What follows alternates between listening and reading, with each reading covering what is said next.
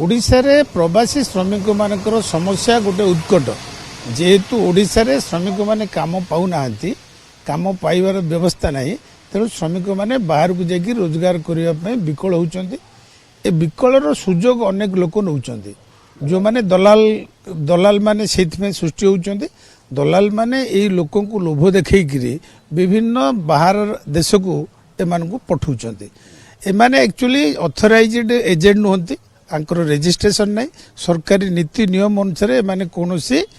तालिकाभुक्त लोक नुहंती labour transport करने तेणु एमाने किछि कमिशन पाइकरी अन्य मानक बिक्री कला भाया बिक्री कर दियंती एवं ए श्रमिक मानक नहीं सेठी निर्यातना दिया जाए कम दरमा दिया जाए एवं मालिक माने आकु 24 घंटा शोषण करती पासपोर्ट छड़े नहीं जाती टेलीफोन छड़े नहीं जाती घरे ताला पकईकी रखती इत्यादि इत्यादि निर्यातना जहाँ दि जाए दि जाए अनेक लोक ए निर्यातना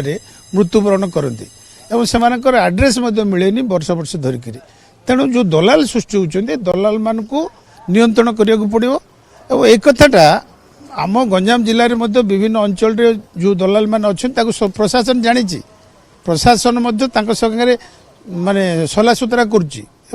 जबत करने दरकार आम जिले में जदिच आज पर्यंत निर्दिष्ट भाव से संख्या को गणना करा जाई नाही किंतु 15 लाख रु कम प्रवासी श्रमिक नाहंती एवं से प्रवासी श्रमिकों को तालिकाभुक्त करने आमे कोविड रे फेरला बेले सरकार पाखे दाबी करथुलु सरकार मध्ये एथिरे एकमत होइतले अंतपक्षे तांकर एक पंजीकरण गोटे रेकर्ड रखिया पे किंतु ता परे मध्ये एक कथा हेई पल्ला नाही सरकार बाघ गणिया पे पक्षी गणिया पे तांकर पाखे व्यवस्था अछि किंतु प्रवासी श्रमिक गणिया पे तालिका करिया पे सरकार पाखे सब गत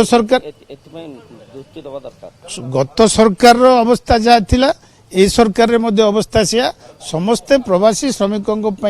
कुंभीर कांदना करते किंतु वास्तव कौन से कार्य भोट जाती पूरा भोट आसिले मन पड़े तेणु जाइए गुजरात रे सुराट रे मंत्री माने एमएलए माने ऑफिसर माने तांकर सभा समिति करती तांकर मेलोडी करती ओडिया यात्रा करती केवल भोट पाई भोट सरला प्रवासी श्रमिकों कथा पासुरी जाती।